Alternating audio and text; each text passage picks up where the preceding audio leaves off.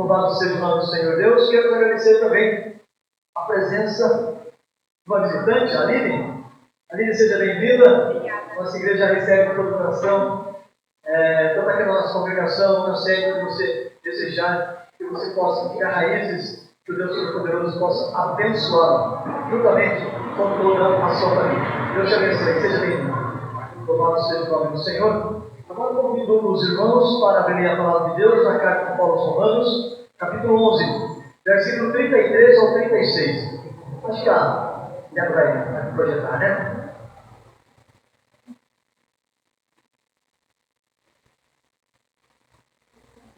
Isso, Romanos 11, 33 a 36.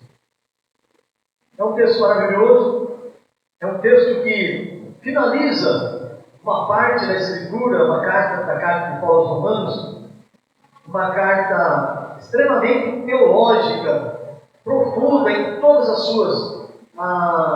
sua matéria, até o capítulo 11.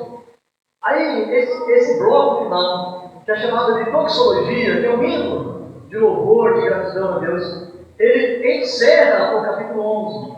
E encerra essa parte teológica, essa parte doutrinária, essa parte extremamente profunda, onde Paulo trata da questão especialmente da justificação pela fé, da predestinação e da eleição dos salvos. E a partir do capítulo 12, Paulo inicia uma sessão mais prática, mais do dia a dia. Mas vemos assim, você tem a teologia de um lado e você tem a sua vida do outro. Então, Paulo fala, agora você pega essa teologia, pega isso que você aprendeu, aplica a sua vida e comece a viver de acordo com esse padrão, de acordo com esse ensinamento. Só que ele termina esse bloco de 11 capítulos, extremamente profundos, de uma forma magnífica, extraordinária, que eu gostaria de, nessa manhã, compartilhar com vocês. Está aí, então, dá para vocês verem aí no telão. Vou acompanhar aqui na minha Bíblia, porque por detrás lá não tem condição, não aparece para a gente. Mas aqui na Bíblia está escrito assim: ó profundidade da riqueza, tanto da sabedoria como do conhecimento de Deus, quão insondáveis são os seus juízos e quão inescrutáveis os seus caminhos. Depois diz assim: quem, pois, conheceu a mente do Senhor? Ou quem foi o seu conselheiro? Depois do 35. Quem primeiro deu a ele para que ele venha a ser restituído? Aí termina o 36. Porque dele, e por meio dele, e para ele são todas as coisas. A ele, pois, a glória eternamente. Amém. Charles Spurgeon, grande escritor, conhecido como o príncipe dos pregadores, ele disse assim: a soberania de Deus é o travesseiro sobre o qual reclino a minha cabeça. A soberania de Deus é o travesseiro sobre o qual eu reclino a minha cabeça. C.S. Lewis, escritor, teólogo, disse assim: se conhecermos a Deus, ainda que seja um pouco, nos prostraremos reverentemente diante dele. Mas se ainda não o fizermos, ou se ainda não o fizemos, é uma mostra clara de que estamos diante de alguém que ainda não é Deus. Ele diz assim: se você conhece a Deus, ainda que um pouco, você vai se prostrar diante dele. Mas se você não está se prostrando diante dele, é porque você, de fato, não está se prostrando diante do verdadeiro Deus. Quando a gente lê esse texto de Romanos, como eu já disse, é um hino de louvor que surge após longos 11 capítulos de ensino teológico rico, profundo e didático. Esse louvor, esses textos maravilhosos, começa no capítulo 1, são ensinamentos para toda a igreja do Senhor Jesus, não apenas para aquela igreja lá do primeiro século, mas para todos nós. E esse louvor final, esses 4 versículos que acabamos de ler, é uma amostra que nenhum ser humano, por mais brilhante que seja, pelo QI mais elevado que possa ter, por mais que estude as Escrituras, ainda que você se dedicasse a estudar a Escritura, a Bíblia, a revelação, durante 1000 anos, 24 horas por dia, Paulo está a dizer que você não conheceria nem mesmo 0,1% do que é realmente Deus.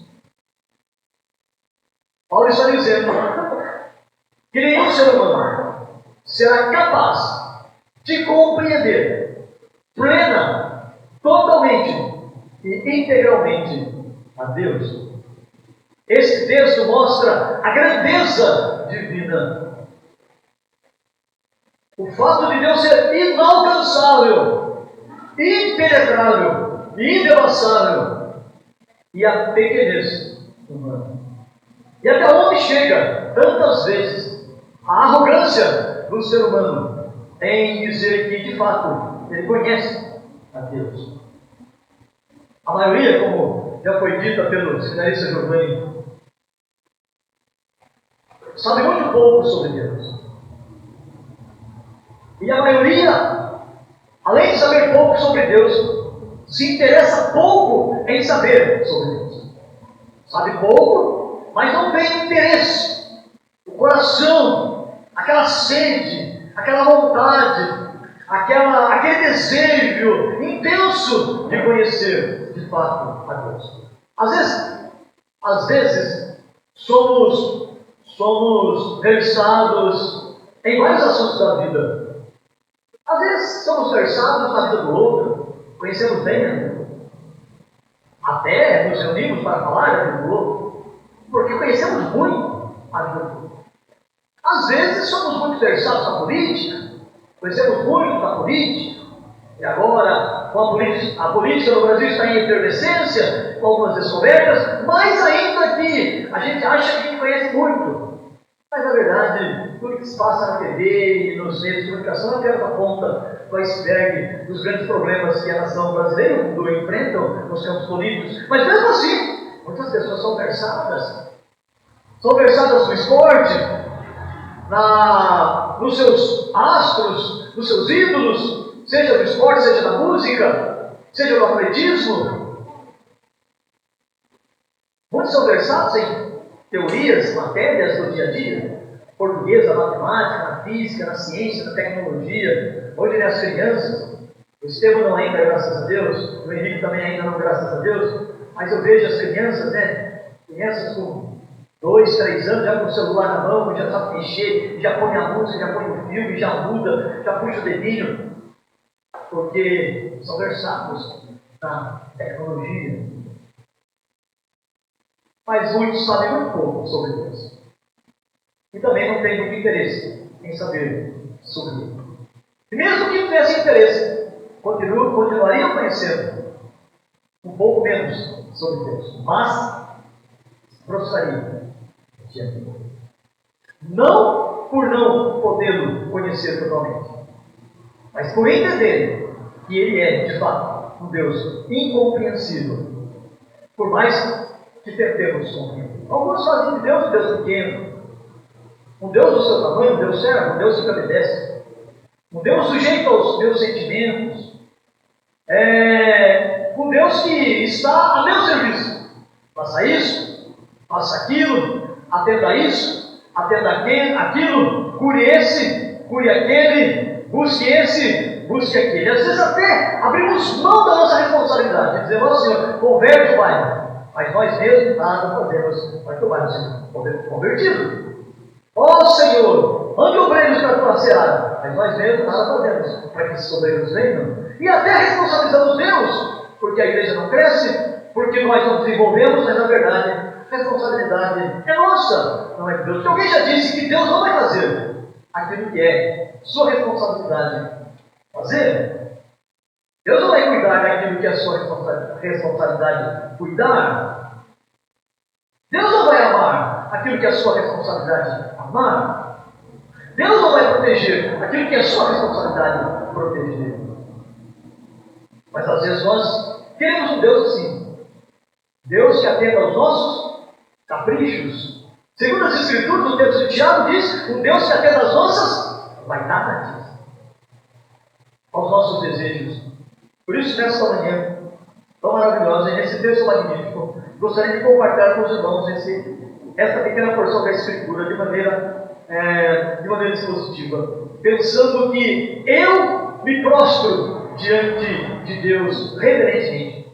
Eu me prostro diante de Deus reverentemente, em primeiro lugar, por conta da sua complexidade.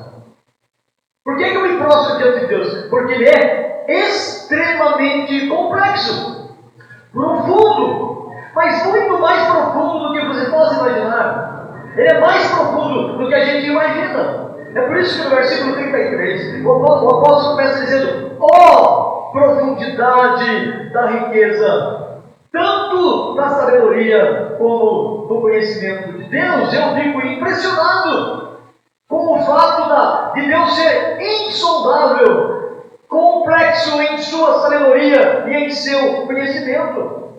O que Paulo está querendo dizer? O que ele diz? Ele enfatiza que Deus é insondável e que o seu caráter é extremamente profundo. Há um limite para o que eu posso fazer. Há um limite para aquilo que eu posso conhecer. Sim, nós somos limitados em conhecimento e em ação.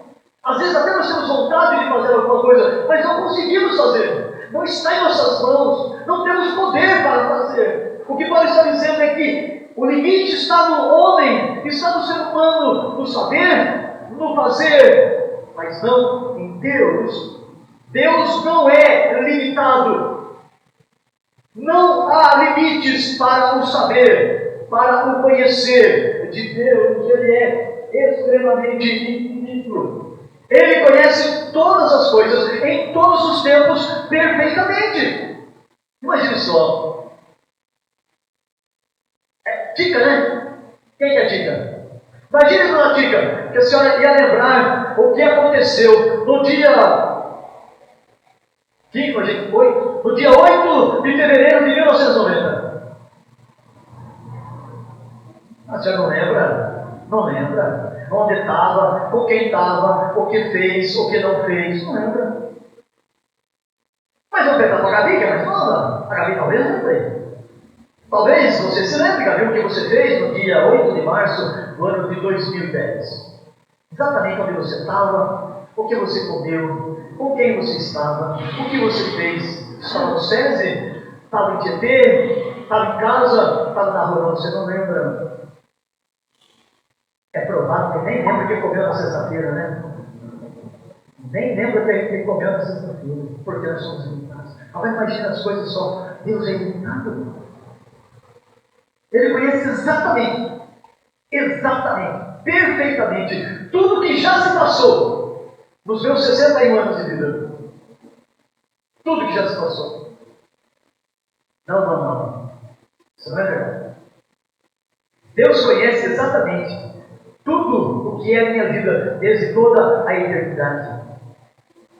Muito antes de eu nascer, muito antes de minha mãe e meu pai nascerem, muito antes dos meus avós maternos e paternos nascerem, muito antes dos meus bisavós maternos e paternos nascerem, muito antes dos meus trisavós, tataravós, porque Deus me conhece desde toda a eternidade. É isso que diz o profeta Jeremias: com amor eterno eu te amei, por isso com benignidade te atraí.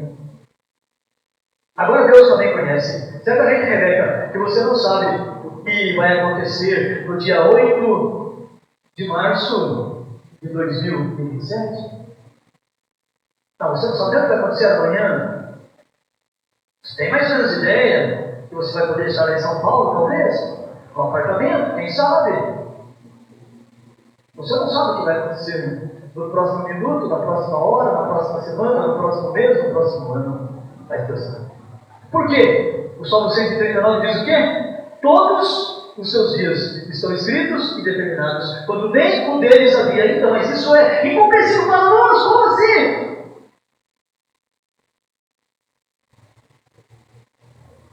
Por isso que eu falo que Deus é complexo. Há uma complexidade nele. E Paulo reconhece isso. E Paulo não era um Luizinho qualquer. Paulo era um homem que teve revelações do terceiro céu.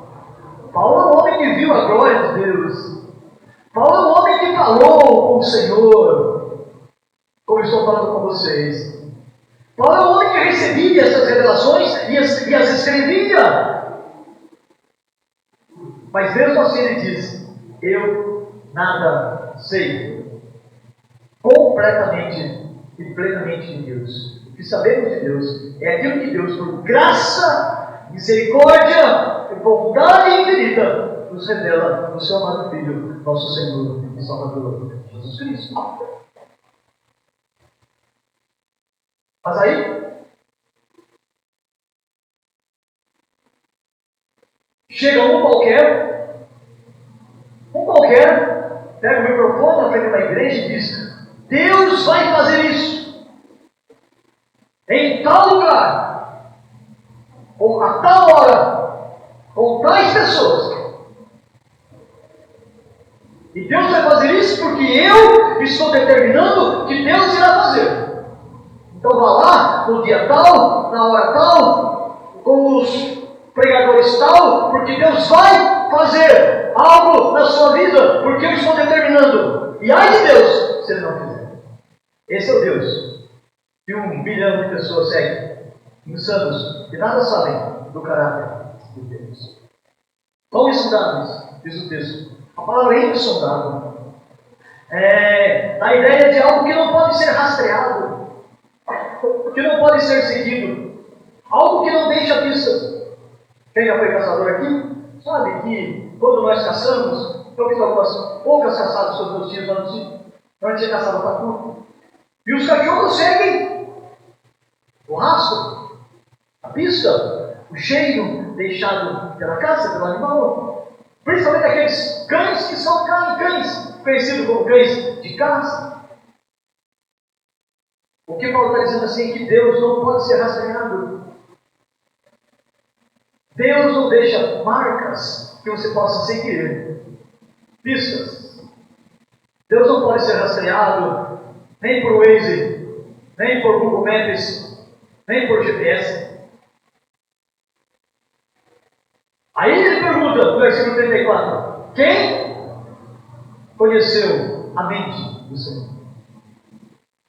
Quem conheceu a mente do Senhor? Quantos de vocês que estão aqui nessa manhã votariam, eu conheço a mente do Senhor? Quantos de vocês votariam, não, eu não conheço a mente do Senhor? A mente de Deus é impenetrável. Quão insondáveis são os seus pensamentos e os seus caminhos? Então ele diz, porque os meus caminhos não são os vossos caminhos, e os meus pensamentos não são os vossos pensamentos. Porque assim como os céus são mais altos do que a terra, assim como o Oriente está distante do Ocidente, assim como o Norte faz distância com o Sul, assim são os meus caminhos. Mais altos do que os vossos caminhos, e os meus pensamentos mais altos do que os vossos pensamentos. Isaías capítulo de número 55. Eu me curvo, eu me prostro, reverentemente diante de Deus por conta da sua complexidade. Mas em segundo lugar, o apóstolo São Paulo nos diz que ele se curvava, ele dizia, eu me curvo ante a soberania, eu me prostro reverentemente diante de Deus por conta da sua complexidade, ele diz também por conta da sua soberania. Olha só o que ele diz no versículo 34 e 35. Porque quem compreendeu a mente do Senhor, ou quem foi o seu conselheiro, ou quem primeiro deu a ele para que lhe seja recompensado? Temos aqui 3 perguntas. Quem conheceu a mente do Senhor, quem aconselhou Deus, ou quem deu a Deus alguma coisa para que ele possa agora retribuir? 3 perguntas que nós conhecemos dentro da língua portuguesa, do estudo, que são chamadas de perguntas retóricas. Perguntas cujas respostas são claras. Quem conheceu a mente do Senhor? Ninguém. Quem pode aconselhar Deus? Já pensou nessa cena? Já pensou, Gabriela? Deus chegando para você, Gabriela, estou num beco sem saída. Não sei o que eu faço. Gabriela, você tem algum conselho para me dar? Já pensou isso, Marcão? Deus chegou para você, ô Teodoro, você é presidente da igreja, já com 10 mandatos. Você tem. Para que você poderia dar uma ajuda aqui? Eu estou no beco sem saída, estou com problema. Já pensou, Giovanni? Deus chegando para você, Giovanni, é o seguinte, você é um estudioso, estuda grego, agora está falando grego, hebraico, latim. Estou sabendo que está esperando a língua morta. Giovanni, você é muito sabedor, você tem muito conhecimento. Eu preciso fazer algo, Giovanni, eu não sei o que eu faço. Eu não sei se eu abençoo ou se eu amaldiçoo. Se eu posso viver ou se eu mato. Se eu deixo no trono ou se eu derrubo. O que você acha, Giovanni? Você acha? Já pensou nessa insanidade? Mas às vezes nós achamos que nós podemos aconselhar Deus. Sim ou não? Nós achamos que nós podemos aconselhar Deus. Na teoria, não, imagine, quem sou eu? Mas na prática a gente quer aconselhar Deus, a gente acha que é melhor. Senhor, é tão bom se eu fizesse aquilo, seria muito melhor. O que você acha?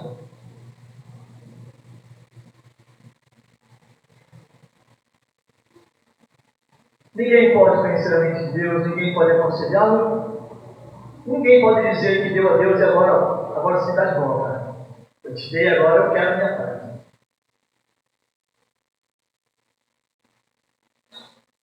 O cérebro que você usa, foi ele que te deu, não o contrário. Não foi você que deu o cérebro a Deus, foi ele que te deu o cérebro. Não foi você que deu inteligência a Deus, foi ele que te deu. Não foi ele que deu visão a você, foi ele que deu. Não foi você que deu a Deus ouvidos para ouvir, foi Deus que deu ouvidos para você ouvir. Por isso a Bíblia diz: quem tem ouvidos para ouvir, ouça o que o Espírito Santo diz às igrejas.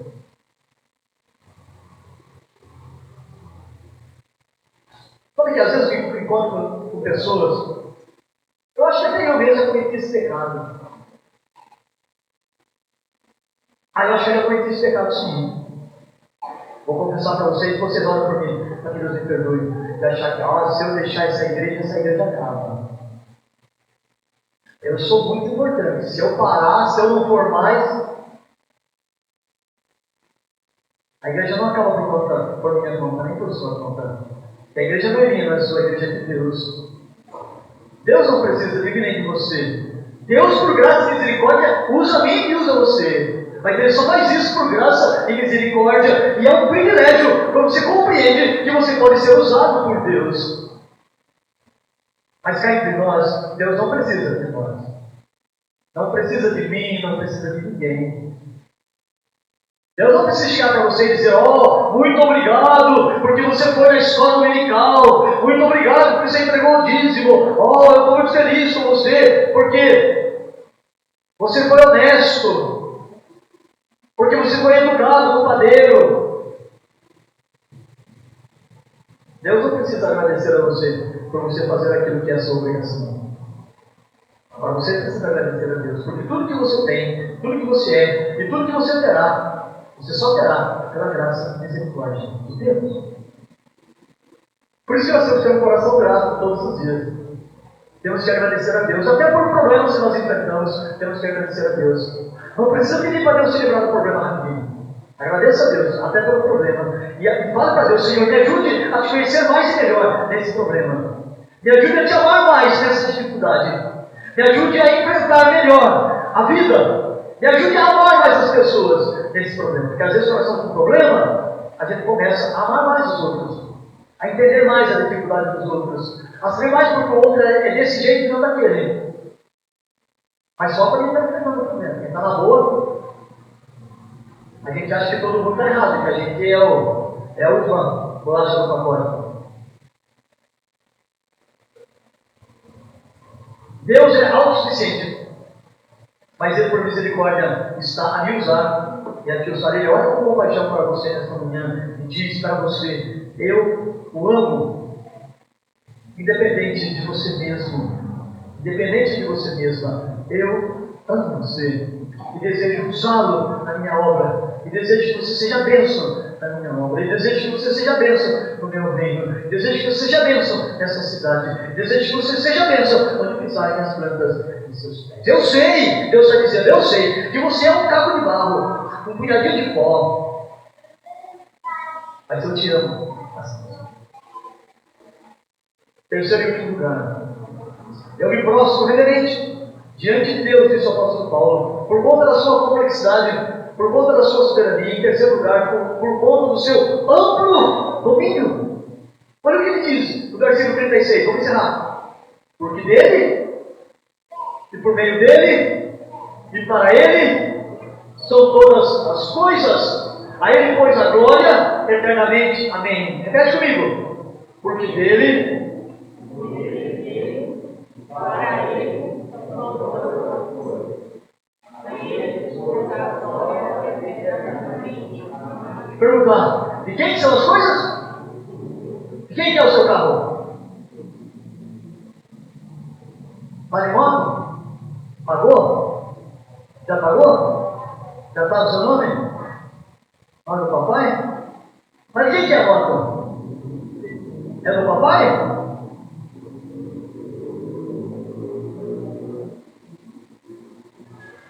De quem que é o estrelo?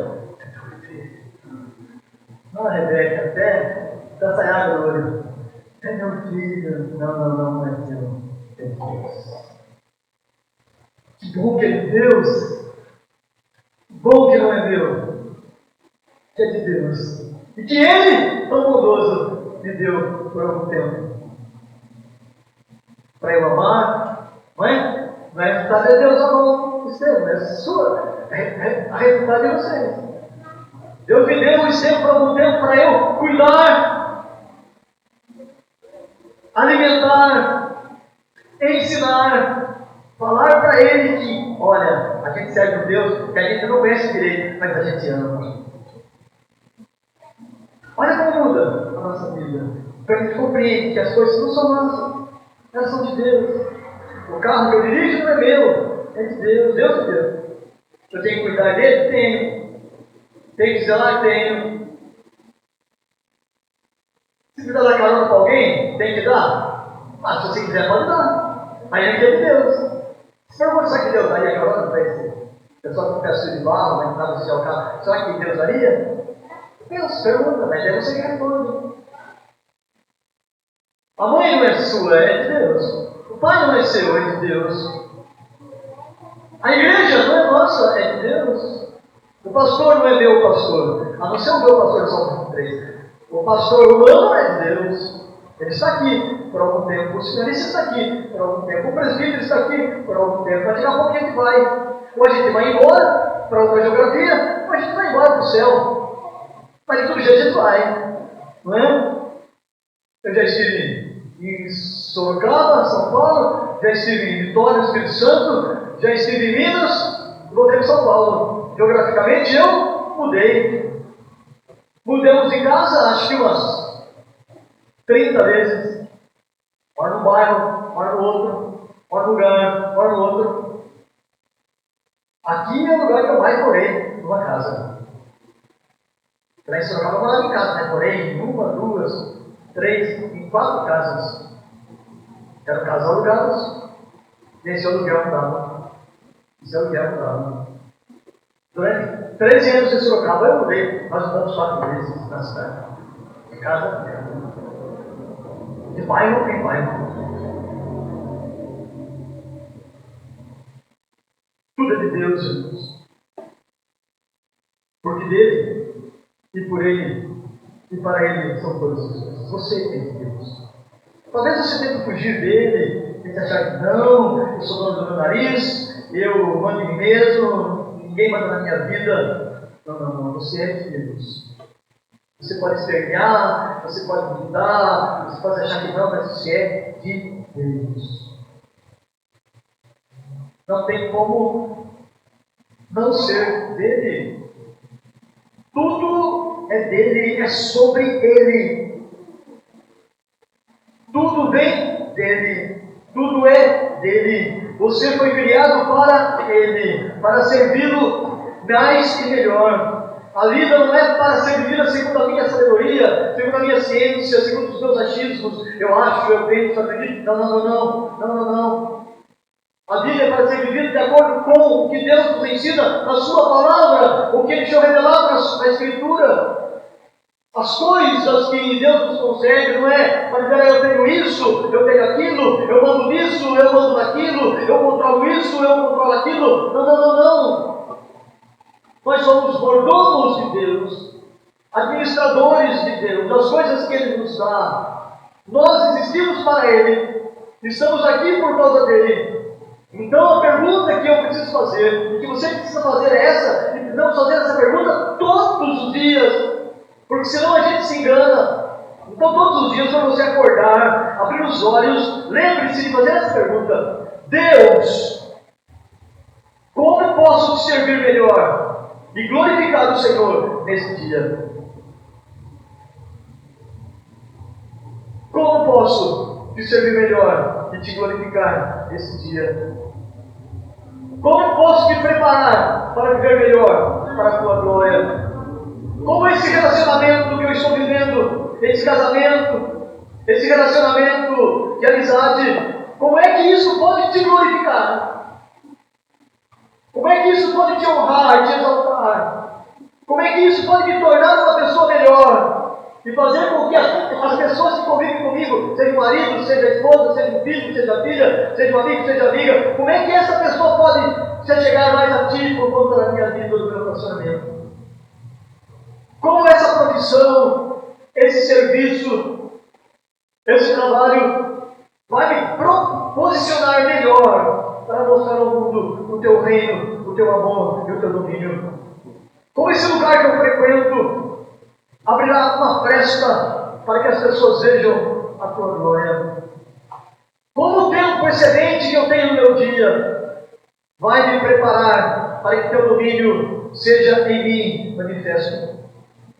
Como o meu problema de saúde atual, meu problema financeiro, minha dificuldade presente, esse deserto que eu estou passando, vai demonstrar claramente teu domínio incrível sobre toda e qualquer situação.